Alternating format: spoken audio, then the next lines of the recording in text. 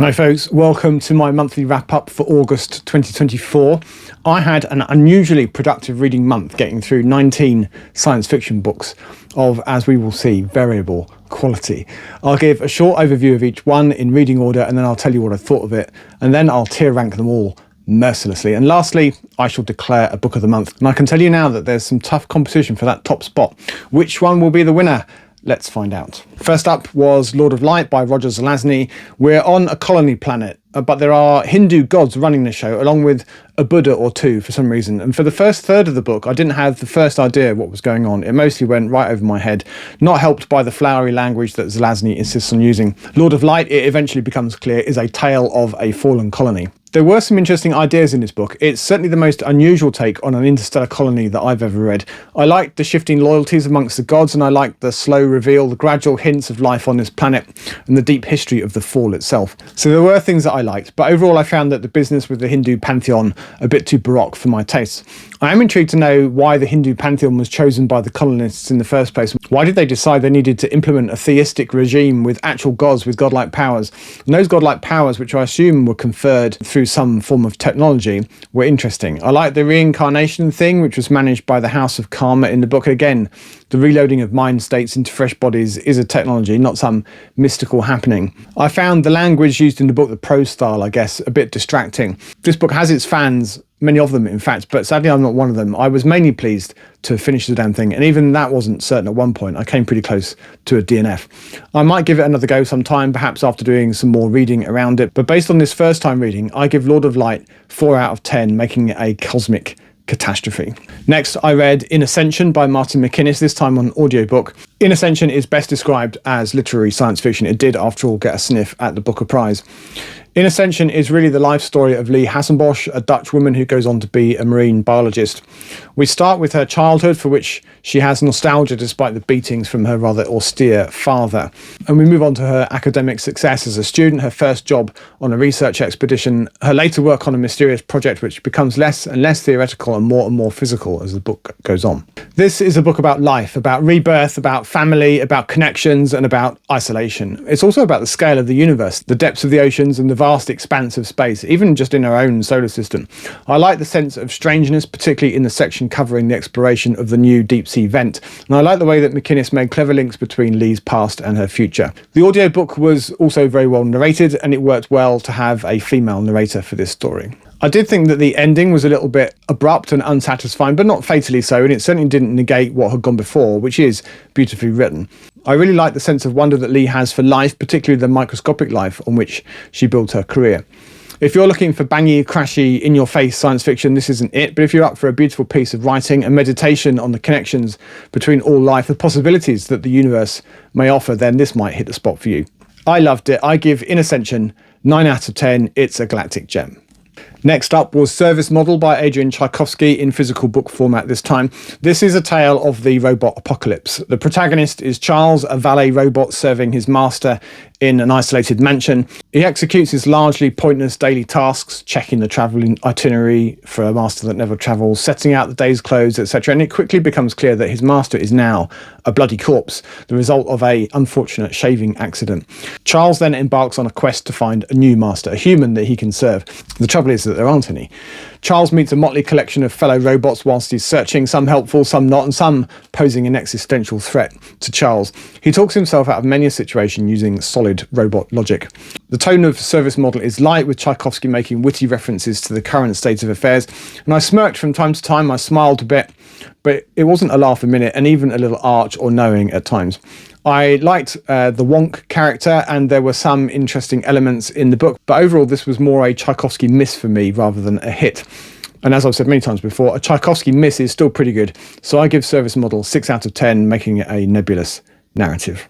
Next up was Big Planet by Jack Vance, my first Jack Vance. A team of assessors from Earth heads to Big Planet to check out the Barjanum of Beaujolais, who might be getting a bit big for his boots. Big Planet is located outside of Earth's area of direct responsibility, and it's where the rebels and people that didn't want to live under Earth's organised but restrictive rules go. Claude Gleistra is the leader of this delegation, but there's immediately an issue. They crash land far from their intended landing at the Earth Enclave.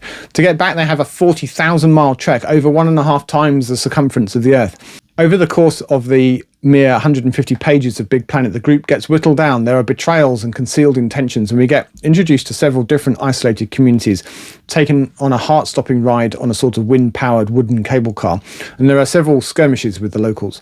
There's a lot of adventuring packed into a short book, and I whipped through it in a single sitting. As I said, this was my first Jack Vance book, and I was impressed with his writing, and I'll definitely be back for more. I give Big Planet 7 out of 10, a planetary pleasure. In another first, next was my first Doctorow book, Eastern Standard Tribe, which is one of his earlier books from about 20 years ago. I listened to it on audiobook and it was read by the author. It's set about 20 years in the future at the time of writing, or about now really. The protagonist, Art, is a user experience expert. He exists in a world where loyalty to one's country is diminishing, at least in some circles, to be replaced with loyalty to the time zone that you choose to spend your time in. In Art's case, it's the Eastern Standard Tribe. Art is not an especially likeable character, and his girlfriend Linda is spectacularly and amusingly volatile throughout. The plot switches between the current, with the development of a business idea between Art, Linda and another friend, and the future, with Art stranded on the roof of a mental health institute, trapped, an insane asylum, a Kafkaesque situation from which there seems to be no escape. There are elements of cyberpunk. There's plenty of discussion about decentralized applications, and I thought that Doctorow pretty much nailed the smartphone several years before the first iPhone was released. It moves along pretty swiftly, and the two plot threads converge in a satisfying conclusion. By the end of the book, I had a bit more empathy for Art, and I was cheering him on. I wasn't blown away, but it was interesting enough for me to read more of his books, a few of which I have on my shelves. I give Eastern Standard Tribe a mid-table 6 out of 10, a nebulous narrative. My next book was the first of several that were not on my planned TBR list for August, a bonus extra squeezed in on audiobook. John Wyndham's The Chrysalids is a book that I've read several times over the years. It's one of my favourites of his books. It does skew a little YA, or young adult, in today's terms, at least at first, but I think that's just because the protagonists are children when we first meet them, and they naturally have a child's perspective. They have some rapid growing up to do, so the book does become darker as it progresses. Written in the mid-1950s in the post-war gloom with Cold War tensions ratcheting up, The Chrysalids imagines a world hundreds of years after a cataclysmic event, the tribulation, in which much of the world is left a wasteland. Wyndham gives us grim glimpses of the resulting devastation during the story. Charred cities, plains of black glass where nothing lives, badlands on the margins where mutations make life almost unrecognisable. Where life does exist in Labrador is agrarian and run on strict God-fearing lines. Mutations are not to be tolerated, whether that's in crops, livestock, and yes, humans. They are offences and abominations. The story follows David, ostensibly a normal lad, who meets a girl, Sophie, who it quickly transpires has more than the usual godly number of toes. And thus begins a slow cascade of trouble for David and his new friend, plus his sister Petra and a group of friends that it didn't ought to be possible for David to have, separated as they are by many miles. I have a deep love for this book. It was one that I read a lot as a teenager. Wyndham, in his rather understated way, does a great job painting this strange world with its rules and observations, its dogma, and its unrelenting harshness. I find the characters highly engaging and the story moves along at a good pace. If you're yet to read any John Wyndham, I think this is a great place to start. I give The Chrysalids 8 out of 10. It's a stellar splendour. Next up was Ascent by Jed Mercurio, who is better known here in the UK as a TV screenwriter of pacey thrillers such as Line of Duty. Ascent follows Yevgeny Yeremin from young boy to flying ace, to hero of the Soviet Union, to non-person, and then to secret cosmonaut. This is the Soviet version of Tom Wolfe's The Right Stuff. The first half or so of the book tells of Yevgeny's time as a Soviet fighter pilot in the Korean War, the last of the dogfight battles with up-close and personal guns, not standoff missiles, still the principal means to down enemy aircraft. The dogfight scenes are excellent, with more than one passing reference to a future astronaut among the US pilots they are dogfighting with. There's an inevitable fall from grace, with Yevgeny sent off to a remote Arctic airbase to fester for a few years. And then the second half of Ascent is the space race, Soviet style, as they throw everything at trying to beat the Americans to the moon. Mercurio weaves an alternate history from hints, myths and conspiracy theories that emerged from the highly secretive Soviet space program. In this alternative history, one or two events go differently and the history of space exploration is rewritten. Or is it? I enjoyed my time with this book. I'd say it's barely science fiction and only due to the tweaks made to certain events. It was nonetheless an engaging read. The prose is clear and direct, no messing about, as we might expect from someone that now makes a living as a screenwriter. If you can track down a copy of Ascent, and if you're interested in the space race era, then I recommend this as a quick read. I give Ascent a solid 7 out of 10, a planetary pleasure. Next, we have Ken MacLeod's Beyond the Hallowed Sky, the first book in the Lightspeed trilogy, the third of which was released just a couple of months back. Set in the 2070s, Macleod imagines a world in which faster than light travel is not only possible, but has been put to practical secret use for 50 years. The book opens with a scientist based in England who receives an airmail letter in her own handwriting which postulates faster than light travel. She's shocked to find that it seems to add up from a scientific point of view, and she gets busy publishing a paper. And that attracts the attention of those who would rather this knowledge is suppressed. And she has to defect to Scotland, which is now part of a different political bloc. One of the ensemble cast, an engineer by trade, is out bird watching or something, and through his binoculars observes a nuclear submarine lift out of the water and disappear in a blue flash. That all happens very early in the book, and there's much more science fiction joy to follow. There's an exploratory mission on Apis, an Earth-like world with compatible wildlife and very familiar bees, Earth bees. There are hostile, or are they, alien relics, a space station floating in the dense atmosphere of Venus, and yes, frickin' nuclear submarines in space. I really enjoyed myself reading this. It's by some distance the most enjoyable book I've read of Ken MacLeod's, and I'm looking forward to reading the following books in the Lightspeed trilogy. It's great fun. I give Beyond the Hallowed Sky 8 out of 10, a stellar splendour. Another bonus extra book, I continued my Wyndham streak by reading another old favourite, The Day of the Triffids, again on audiobook. This was one of the first science fiction books that I ever read back in the day, and this is the most recent of several rereads of this book for me. Bill Mason wakes up in hospital with his eyes bandaged after treatment for a mild Triffid sting to find that the world has changed dramatically. If you've seen 28 Days Later or the first episode of The Walking Dead TV show, they both borrow heavily from The Day of the Triffids for their opening scenes. There's a cosmic display of lights in the sky, the origins of which are a source of speculation during the book. And all who see the light show are rendered blind overnight. Because of his bandages, Bill finds that he's in a considerable minority of sighted people, and things quickly go south. This is a story of the breakdown of things, of difficult decisions, questions of relative worth, who to save, who to leave to die. As small groups survive, the Triffids, moving 7-foot plants that can kill a man with a whip-like stinger, become a major problem. To make matters even worse, they increasingly exhibit a herd-like intelligence, and plans must be made to deal with them once and for all. And whilst there is a good deal of death and destruction, that mostly happens off-stage, with the focus on our plucky survivors. I love this book. I think Bill is a great protagonist. Okay, he has more than the average amount of experience with Triffids, but he's otherwise a pretty ordinary guy. I like Josie as the female lead. They make a great pair, I think. And Wyndham does a great job painting the picture of London becoming first dangerous and then deserted. And of course, I enjoyed the menacing, inscrutable purpose of the Triffids. I was very happy to go back to this book. I give Day of the Triffids a nostalgia-fueled 9 out of 10. It's a galactic gem. Next, I read The Dispossessed by Ursula Le Guin, my first non-Earthsea Le Guin. This is a tale of two worlds, Anaris and Urus, each the moon of the other, both orbiting Tau Ceti. Anaris is home to the descendants of political refugees, adherents of Odo, a philosopher and theorist writing a couple of hundred years previously. The system of government on Anaris is that there is no government, or at least not one that we'd recognise. Our protagonist, Shevek, is an Anaris academic flirting with unorthodox ideas in physics and time, and the book is structured with alternate locations and converging timelines. The first is set on the communist Anaris, where we learn about Shevek and his research, his relationships, and also about society on Anaris, how things work there. This plotline jumps around a little, and we see some of Shevek's earlier life. Then we see events spiral towards his eventual departure for the more decadent capitalist Urus, which is where the other plot thread happens. The relationship between Anaris and Urus is interesting. Anaris considers itself free, the pure result of revolution many years in the past, but their dependence on Urus for critical resources means that Urus considers them to be a wayward mining colony. It's not a partnership of equals. In the background of all this, we have the presence of Hainish and Terran representatives, the Tau Ceti colonies having been rediscovered some 60 years previously.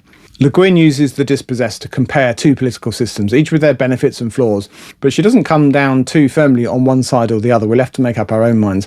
There are hidden motivations on both sides. There are manoeuvrings, as it were, agendas, which put neither party in a wholly good light. Shevek is a good main character, I thought, an honourable sort of chap, just trying to get some serious physics done.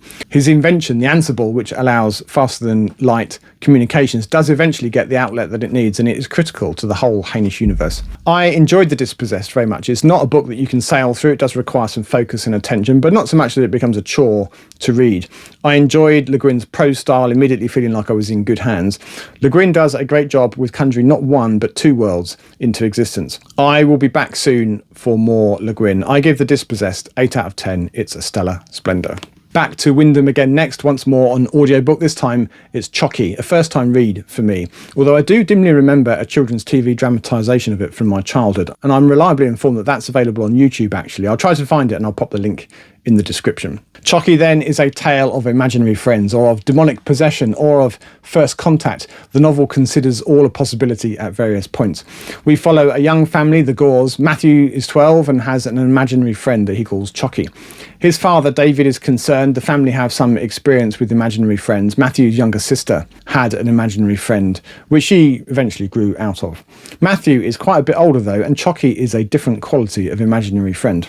Matthew becomes increasingly withdrawn, asking searching questions which the adults in his life, his parents and his teachers, find difficult to answer. Increasingly worried for him, his parents try to engage psychologists to find out what's going on. Typical of Wyndham's work, it's rather understated in a British stiff upper lip sort of way. I enjoy Wyndham's writing, and Chocky was no exception. A little bit like Chrysalids, with a young protagonist, Chocky has some YA overtones, but Wyndham ratchets up the tension as the story progresses, and with an adult narrator, it never feels like a children's story. For me, Chocky isn't top tier Wyndham, but it is pretty good. It's a satisfying, quick read. I give Chocky a solid 7 out of 10, a planetary pleasure. Next, I read Beneath the World at Sea by Chris Beckett, who's the author of the Eden trilogy that I enjoyed very much earlier this year. This book follows a British policeman, Ben Ronson, sent by the UN to investigate and stop the killings of the Duende. And who are the Duende, you ask? They're sort of humanoid inhabitants of the Submundo Delta, which seems to be in or at least near Brazil. Beneath the World at Sea has a dreamlike quality to it. I felt like the whole thing was shimmery, fuzzy, that feeling that you have when you're halfway between sleep and wakefulness, kind of surreal even. The Submundo Delta is a strange place in every respect. The biology is different for a start. Some think it's extraterrestrial and some merely that evolution has taken a different course here. The Delta is more sea than land. The forest floor is made up of roots of strange trees that extend well below into the water. And there is one rocky area, effectively an island in the Delta, where the only town of any size exists. And the town is also strange. It's got a odd mix of colonial era architecture and an odd set of inhabitants. The Delta is rendered even stranger by the surrounding zone of oblivion, which can be traversed, but no memory of time spent there will be retained. Beckett increases the level of isolation further by setting the book in 1990, before pervasive communications, before mobile phones, and before the internet. The Delta can only be reached by river, a long and meandering journey through the zone. Having read and enjoyed the Eden trilogy, I was already impressed with Beckett's world building, and he didn't disappoint in that department with Beneath the World at Sea. From a plot point of view, arguably not a lot really happens. It's more of a character study, with the Delta upstaging the human protagonist, the British copper. Despite the lack of plot, the strangeness of the Delta and its effects on the people there, particularly the visiting Westerners and the mysteries of the zone, were all more than enough to keep me interested. I enjoyed my time in the Delta. I give Beneath the World at Sea an 8 out of 10. It's a stellar splendour. Returning once more to my bonus Wyndham streak, I read Trouble with Lichen, another first-time read for me, again on audiobook. Trouble with Lichen is noteworthy for having a pretty strong female lead character. It's unusual for its time and really unusual for John Wyndham too. In Trouble with Lichen, Wyndham imagines what might be the impact of introducing an effective anti-aging treatment. Who should get it? How should a limited supply be rationed and distributed? What might be the effect on society? What vested interests might oppose it, and how might they go about doing that? I really like Diana, the female scientist, the protagonist, the joint discoverer of the lichen with the anti-aging properties. And I liked her slow burn relationship with Francis Saxover, the owner of the research institute, where she makes the discovery. Diana goes on to open a beauty clinic, which seems like a very cynical way to exploit the discovery, but she has ulterior motives. Her eye is on the long game. Once again, Wyndham ratchets up the tension as the book progresses, and with things getting violent and uncontrolled towards the end. The pace is good, the book moves right along. I give Trouble with Lichen 7.5 out of 10, straddling the boundary between planetary pleasure and a stellar splendour. Next, I read The Hammer of God by Arthur C. Clarke. Hammer of God sounds good, doesn't it? It sounds exciting, kinetic, and dangerous, and sadly, there was very little of that in the book itself, which is a short story expanded unnecessarily, in my view, into a novel. The padding is a bit visible. Over half of Hammer of God is biography of one or two of the lead characters, and it's interesting for a little while, but overdone. I was ready to get on with the plot. Sadly, Clarke is too busy showing off his vision of a 23rd century solar system to give us an actual plot. And when we finally get to what should be the exciting bit, dealing with a comet and diverting its path to avoid, the end of the world, it's a damp squib. I didn't get much sense of jeopardy. There's no devastation. There's no thrilling battle with the hammer. I just didn't care. It was a big fat yawn. I give The Hammer of God a very disappointing 3 out of 10, which ironically makes it a cosmic catastrophe. Surface Detail by Ian M. Banks is the penultimate book in a gradual reread of the Culture series for me. This is a good old-fashioned battle between heaven and hell. In the galaxy shared by the Culture, hells are a virtual environment for post-life storage of mind states where the unworthy are sent. Banks goes to town describing the evil torment that residents undergo every day for all eternity. There are demons, there are hideous punishments, there's fire and brimstone, the works. This was probably my favourite aspect of the book, extremely baroque. There are several plot threads, around 6 if I remember correctly, which was a lot to keep straight in your head, and I didn't always manage it. Possibly he could have ditched 1 or 2 without too much detriment to the story, and one in particular is fairly gratuitous, although it does tee up a nice throwback to an earlier Culture tale. There is a lot to like in Surface Detail. There's a tale of thwarted revenge. There are Culture ships, including a particularly entertaining Abominator class ship. I really enjoyed the extent to which this ship revelled in its destructive combat capabilities. Seldom used, fortunately. There are alien relics, there are some special circumstances, shenanigans, and we're introduced to a couple more Culture agencies to boot. I like the main protagonist, who's a young lady who's born into indentured servitude and is tattooed all over, inside and out. In fact, Surface Detail is a very apt title. The tattoos are a recurring theme all the way up to the satisfying ending to one of the major plot threads. Surface Detail is probably not my favourite Culture novel, but I was happy to pay a repeat visit. I give Surface Detail 7 out of 10, making it a planetary pleasure. By this stage in the month, I'm long past finishing my planned TBR for August, which allowed me the luxury of picking some newer books off my urgent near-term TBR. What do Roald Dahl, the Rolling Stones, Jules Verne, the Beatles and Utopia have in common? They all feature to varying degrees in Adam Roberts' new book, Lake of Darkness. We are several hundred years in the future, humanity is spread across many planets, orbitals and other habitats. We're very much in a post-scarcity world with AIs not exactly running the place, but certainly doing a lot of the heavy lifting. Not needing to work for a living, people have become hobbyists, dabbling to varying degrees in whatever takes their fancy. And one of these fandoms has resulted in a mission to a black hole which rapidly goes sideways early in the book.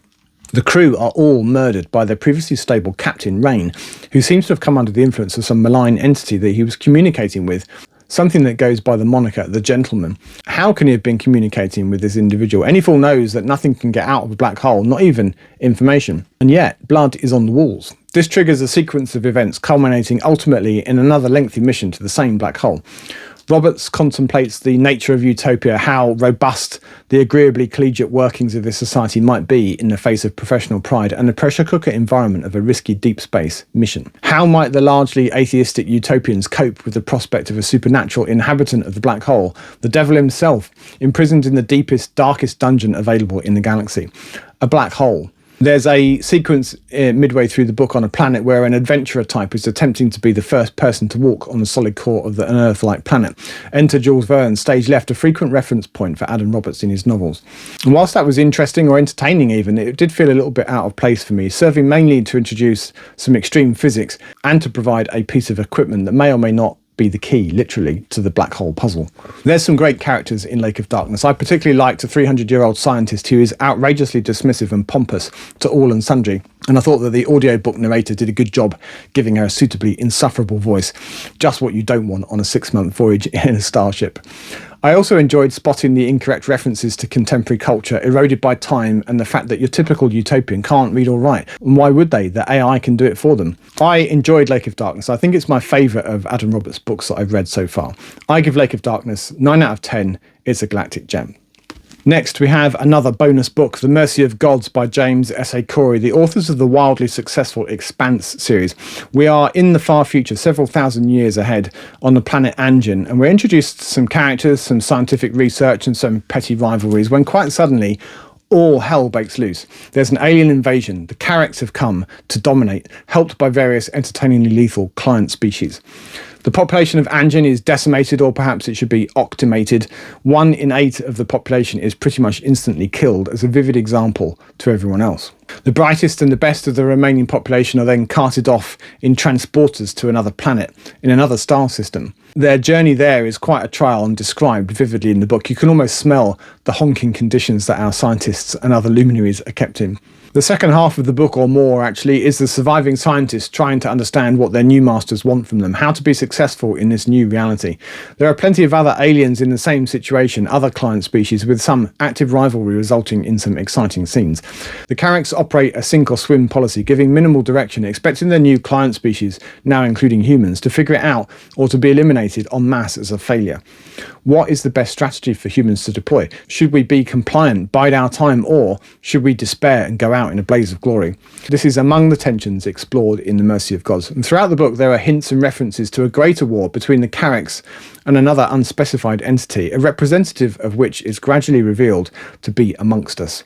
The Mercy of Gods felt very much like a first book of three. Much of the plot served to tee up the following books. And it's tough to compare it to The Expanse, which is A, 9 books, and B, wildly successful with a large crossover audience. And dare I say it, The Mercy of Gods is better science fiction than The Expanse. Don't get me wrong, I'm a big fan of The Expanse, but I think there's a broader canvas at play in this book, something I thought The Expanse failed to deliver on. The Ring Network held a lot of promise, but ultimately most of the action was in our solar system. There was plenty to like. I give The Mercy of Gods 7 out of 10, a planetary pleasure, and I will definitely be back for the following books. Next, another bonus book. I read Inherit the Stars by James P. Hogan, which was given to me by Whitney, she of Secret Source of Storycraft. Inherit the Stars is a puzzle, and the characters in the book work to solve it. The premise is a good one. Early on in the book, a mission to the moon finds a dead astronaut, complete with spacesuit, hidden in a lunar cave. The puzzle is set when it becomes clear that this astronaut has been dead for 50,000 years. How can that be? The rest of the book seeks an answer to that very question. In style terms, Hogan reminded me a lot of Gregory Benford. They both started writing at about the same time, and they both have a logical, scientific approach. There's a lot of science in this book. There's a lot of smoking and a lot of whiskey drinking and a lot of outdated computer technology projected forward into the future. The protagonist, Dr. Vic Hunt, like Hogan himself, is a Brit and he's an out-of-the-box thinker who's drafted in to help solve the puzzle. Inherit the Stars is the first of a trilogy. Actually, there are now 5 books, 2 were added later on. Hogan's writing is tight, it's all business, and he packs a lot into a shortish book. The story is complete in itself in Inherit the Stars, and it resolves in a satisfying way, but does leave plenty to be explained and explored in the following books. I give Inherit the Stars 7.5 out of 10, betwixt the planetary pleasure and stellar splendour. My 5th Wyndham of the month was The Outward Urge, a fix-up, 5 vignettes featuring various members of the Troon clan and their adventures in space. The Outward Urge rather quaintly imagines a British space programme which builds a substantial space station and a moon base. In reality, of course, we barely got a rocket off the ground, but it was nice to have a Dan Dare moment. Being a short book, under 200 pages, made of 5 separate parts, there isn't really a lot to get your teeth into.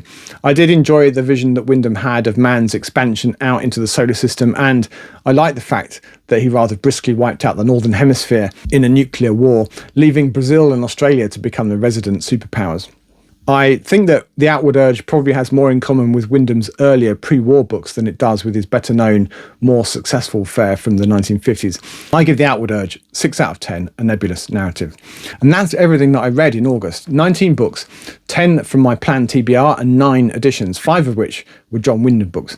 I call that a pretty good month, and actually it was record-breaking for me in terms of books read.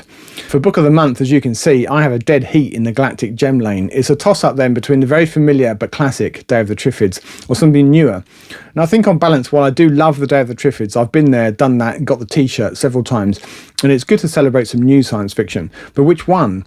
In Ascension and Lake of Darkness are very different books. And on balance, I think I enjoy the slightly dreamy quality of MacInnes' writing a little bit more. There's really not a lot in it, but I hereby declare In Ascension to be my Book of the Month for August 2024.